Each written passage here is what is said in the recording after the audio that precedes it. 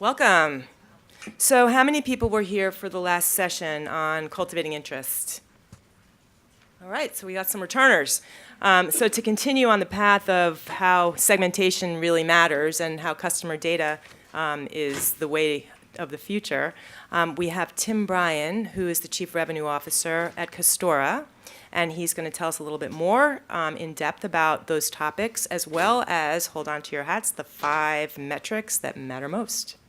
Let's welcome Bryan.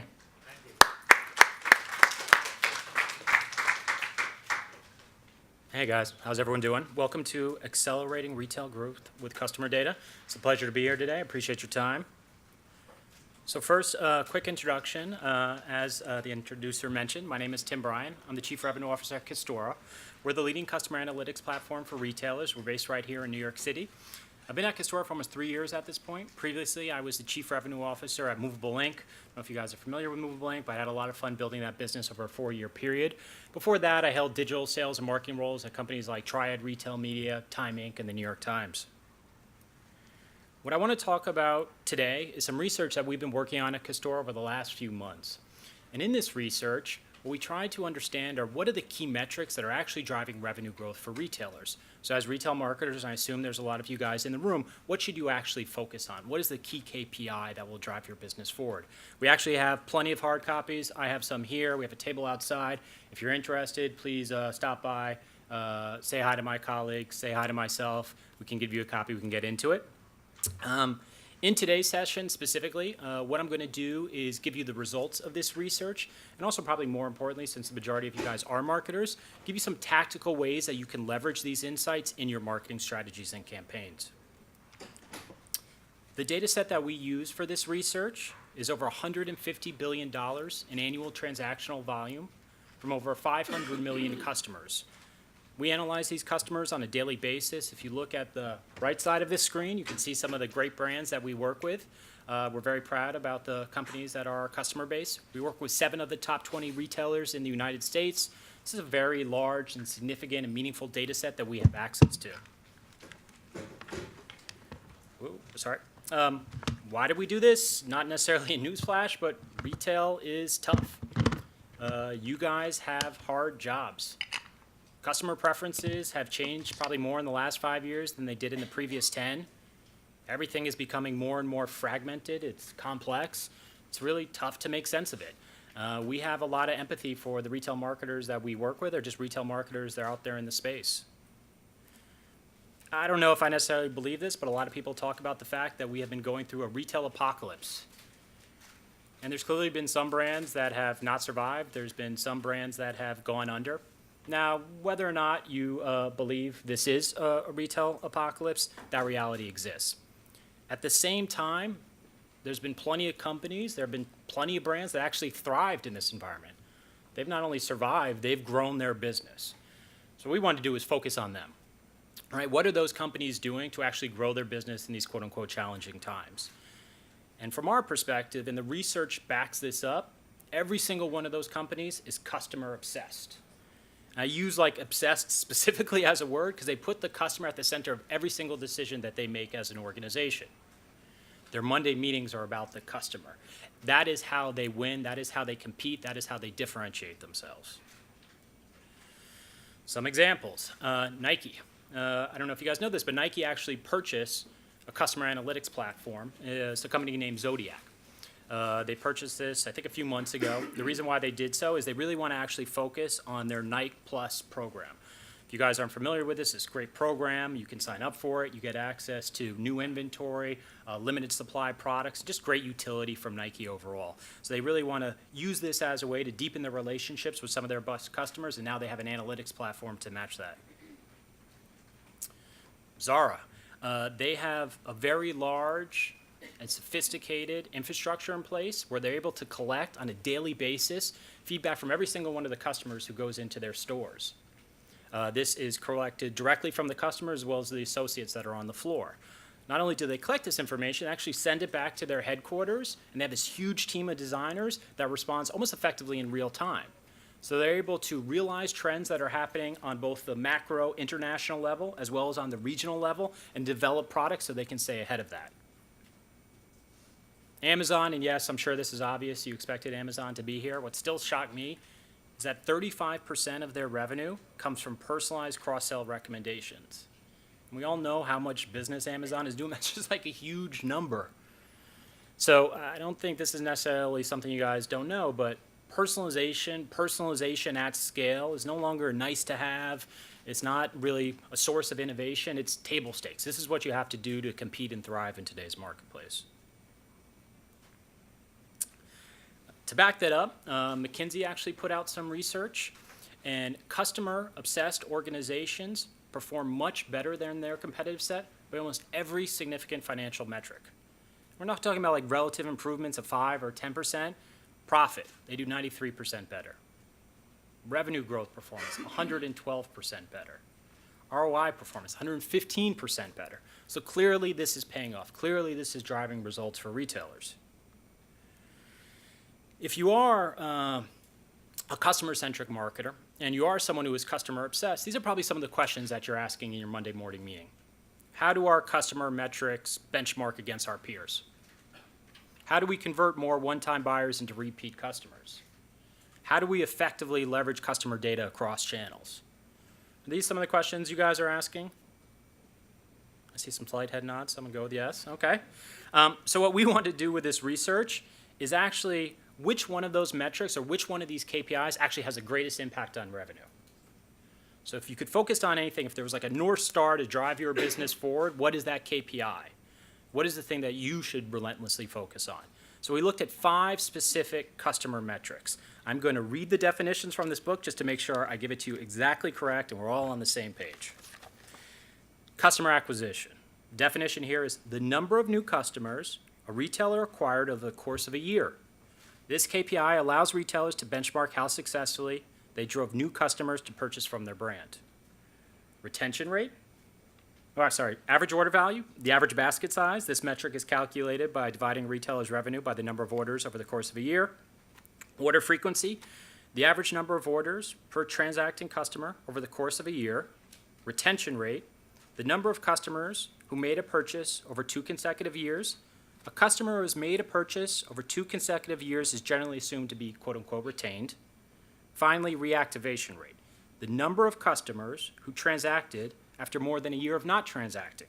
These customers are generally assumed to have been lost and then reactivated.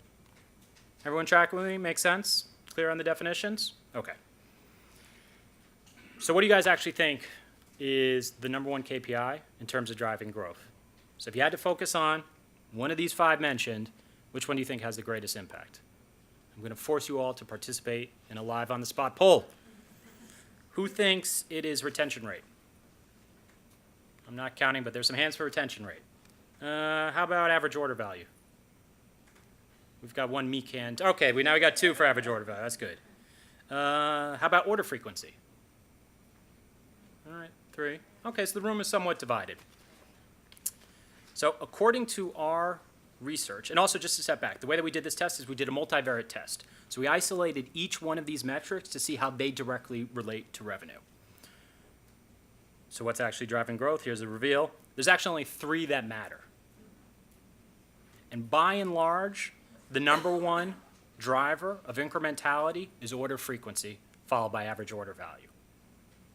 Interestingly enough, retention rate, reactivation rate, according to our research, have no impact whatsoever on revenue. So to get specific for you guys, for every 1% increase in order frequency, there's resulting 2.8% increase in revenue, followed by average order value, followed by customer acquisition. Is that interesting? Cool. Okay, so what does this mean for retailers? What do you do with this knowledge? How do you apply it to your business? So now that we know reactivation rate and retention rate are effectively not going to help you grow the business, it's not enough to lure back lapsed customers with steep discounts. Right? What you actually have to focus on are your active customers. And you need to meaningfully re-engage those customers and rebuild the relationship if that relationship is deteriorating, or strengthen that relationship if that relationship is weak. Or if that relationship is great and they're your best customers, make sure you know who they are, give them that white glove treatment, and make sure that they're staying with the brand. Okay, so now that we know growing order frequency, reducing interpurchase time, is the number one thing that we can do to drive revenue, followed by average order value. What are some tactics that you can do? Like, what are some of the strategies that you guys can employ in your business to try and see some increases in this KPI? So this is what we've seen in the marketplace from our customers. This is what we've seen from people who aren't our customers. So I'll give you some examples. One is affinity segmentation. So affinities are predicted product affinities. So what categories, what departments, what products is this customer likely to purchase next, even if they've never purchased in that category, department, or brand before? And use that, not surprisingly, decide the messages that you get in front of that customer. Show people the things that they're interested in. And make sure that you're not only delivering that in one channel, but it is an experience that you are syndicating across all the different channels that you have to communicate to that customer. I think this was talked about a little bit in the previous session. I just caught the end of it, but life cycle segmentation. Every one of your customers is unique. I could be a great customer of yours, but I shop maybe twice a year. You can have another one who's a great customer. I'm going to pick on you because I'm looking at you right now. And you shop every 30 days. When we start to veer off our purchase path, it's very different. Multiply that cost to customer base, that's hundreds of thousands of millions of people. You need to realize that when someone starts to veer off their purchase path, that's an individual signal. So you need to have a process, a system, data science, machine learning, an approach, models to score your customers, to recognize when the probability of return goes below a threshold that you're going to be concerned about, let's say 50%, and then you send them a message before they're lost. So instead of taking a rules-based approach, let's take an individual-based approach. Promotions. So this is interesting. You're going to have some customers, yeah, they do need a discount to make a purchase, but you probably have a pocket, and it could be a significant pocket of customers who are more than happy to pay full price for a product. Understanding who falls in bucket 1 versus bucket 2 is key to not only growing your revenue, but probably more importantly, to maintaining margin. And the other interesting thing that we've seen, and some other people have seen this as well, is that can vary across different categories. Maybe there's some category where I love the premium product, and I'm more than happy to buy in a new arrival, or in another category, I don't care as much, and I really need a discount to get me to open up my wallet and buy that t-shirt. So it's not only about whether or not someone needs a discount or not, it's how that changes across different categories and different products. If someone doesn't need a discount, don't give it to them. That's the worst thing you can do as a marketer. So all the aforementioned was focus on your active customers, right? Existing people, they've made one transaction, they're in your database. You're thinking about how you communicate to them across all the different channels that you have. You're talking about how you build or rebuild that relationship. But there's also things that you can do on the acquisition front. If you have the means in place, and obviously Custora would be an avenue to do this, to understand who your best customers are. And your best customers are not the best customers in the past, they're the best customers in the future. Who are the people that are going to spend $500, $1,000 with you over the next 12 or 24 months? Who are your high-value customers? What makes them unique? How are you different? Not only is it important to know that, but that is a great opportunity for you to create seed lists for you to go do lookalike targeting off of. You can do this in Facebook, you can do this in Google, you can do this in display, you can do this in any channel that has that technology. So if you know who your best customers are, use that as a strategy to find new customers that you can bring to the brand. It's not just about getting someone to make a transaction. It's about building longitudinal relationships that are going to be happy and involve a lot of commerce. That's how we're going to really grow and sustain our businesses. Okay, so I think it's pretty clear, at least from what we've seen, I think from what research has told us, that the greatest asset you have as a retail marketer is your customer data. There are amazing insights in there. There's amazing ways for you to leverage that. So I wanted to give you some case studies to talk about some of the brands that have gone through this struggle, kind of the specific problem that they had and how exactly they went about trying to solve it. Tiffany. I'm sure every single one of you has heard of Tiffany. They're a brand that's been around for hundreds of years. Their problem was they have a very large customer database, but they were struggling really to get any insights whatsoever out of that customer database. And historically, the segmentation that they did was based upon spend. How much has she spent with us or he spent with us historically, as well as gender. So pretty rudimentary. They also send out, if you guys have ever seen them, these beautiful direct mail pieces, these beautiful catalogs. They print X amount of catalogs. They have 2X that amount of people within their database, so they can't send it to everybody. They don't want to send it to everybody. And this is an expensive investment, right? This is a huge investment in printing a beautiful book. So they want to make sure that they get that in front of people who have the likelihood to spend the highest amount of money from them. So what they realized is we need to do two things. A, we do need to have predicted lifetime value scores.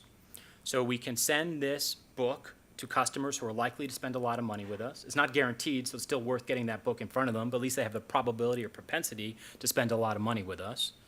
Besides that, let's also look at product affinities. So it's good to know that customer A could spend $10,000 with us over the next 24 months. But if we also know what categories they're interested or what products that we're interested, we can curate the experience, we can give them messages or give them content that's going to align with that. And one thing to note here, and this may be obvious, all these kind of scoring, all this ability to understand customers, not a one-time thing. This has to be something that you do on a constant, ongoing basis. And really the way that you need to do it is a combination of data science. There's a bunch of models that exist in the marketplace and in academia, so you could do this, but also machine learning because there's a huge data set that you need to apply this to. So the results that Tiffany saw when they started to use predicted lifetime value and product affinities was a 17% improvement in revenue per recipient. This is like a big program. This is a big brand. I can't share with you guys. They didn't share the absolute dollar amount, but this is a significant dollar amount. I think more importantly, and let's listen to this quote, or you guys will listen to this quote from Catherine, who's their VP of Marketing. When you just send the catalog to the same list over and over, you don't know what you're doing. It feels like being blind. Improving our segmentation brought us out of that blindness and helped us communicate with purpose, intent, and understanding. Crocs. Crocs actually has, I don't know why I'm saying actually, I feel like Crocs always gets beat up on, but they have a very sophisticated digital marketing team. But they have two things that are actually big struggles for their business. One, the category at the end is outrageously competitive. Casual footwear has like 1,000 companies in it. Also, that category is actually shrinking. So although they're very sophisticated and they do a lot of things, they had hit a plateau. And they realized for them to continue to grow, they need to steal market share. So the only way for them to do that was to change their acquisition strategy. And again, what they did is what I mentioned before, is use predicted CLV scores to create lookalike lists to then pass to the different digital channels that they have. The results that they saw were amazingly impressive. They saw a 40x improvement in return on ad spend. So here's a quote from Ben, who's their VP of Global Digital Marketing. If I told you how much better Facebook and display advertising campaigns performed once we began to incorporate predictive customer lifetime value into audience targeting, you simply would not believe me. Last one, Ellic. You guys familiar with Ellic? Cool. It's a great brand, venture-backed, fast-growing company. Started as an e-com only brand. I think they actually have some stores now. So they wanted to do a few things. One is they had been acquiring a lot of customers. Acquisition was a huge part of their business. But they realized that not only does return on ad spend matter, they wanted to understand their customer acquisition costs, their CAC, compared to the CLV of the customers that they were bringing in. So, and they wanted to look at this from a channel perspective. So if we realize that channel A is bringing in, on average, customers who are going to be worth $350 a year versus channel B that's going to bring in customers that are worth $250 a year, we'd obviously want to do more of A and less of B. ROAS is not going to give you those insights. You really need a CLV score to be able to do that. So that helped them really change the way that they were actually making investments from an acquisition standpoint. VIP. So VIPs are really important to them, and historically the way people do VIPs is they set a spending threshold. If you spend $500 with us, you go into the VIP program. That makes a lot of sense. Those people are VIP customers. But what if you have a new customer and she's made her first purchase? She hasn't hit that spending threshold. But again, if you can recognize that she has, in all likelihood, all the probability and possibility to become a high-value customer, and you can put her into that program early on, it gives you a great way to make sure that she goes on that path. So the early identification of VIPs with predicted CLV scores and live just historical spend data. And last, churn. So typically a lot of marketers, at least a lot of marketers that we come across, their churn program is rules-based. If you hadn't made a purchase with us in 30 days or 90 days or 6 months, whatever your average purchase cadence is, we're going to send you a message. We're going to say, we miss you, please come back. But as I mentioned before, customers are individual. Their purchase path are individual. So they wanted to really make sure that now that they're doing all this great investment, all this great analysis on the acquisition and optimizing those channels, that they're not losing those customers out the back door. So they want to have a much more sophisticated churn program in place. So the results that they saw was a 27% 8% increase in revenue lift for their churn program versus a rules-based approach, and a 15% increase in their VIP program. And really that VIP program is about that early identification of those kind of up-and-comers who are new to the brand and getting them into that cultivation. They did some really kind of cool things. We have a video of Kelly, who I'll read a quote from in a second, talking about this, where they would actually like reach out to those people, say, you know, thank you, actually engage them with some questionnaires. They really started to like build that relationship early on. So a quote from Kelly: rules-based segmentation helps us deliver the right message to the right person at the right time. It's better than batch and blast, no question. Predictive segmentation helps us deliver the right message to the right person at the righter time. I hope you guys found this interesting. I've hit my time. I tried to manage to it pretty well. Again, my name is Bryan. I work at Custora. You can introduce yourself. You can send me an email at tim@custora.com. I'd love to tell you more about what we do, share this research with you guys. We put out a lot of great content, so if you're not familiar with this content right now, please check it out. Again, thank you for your time. I really appreciate it.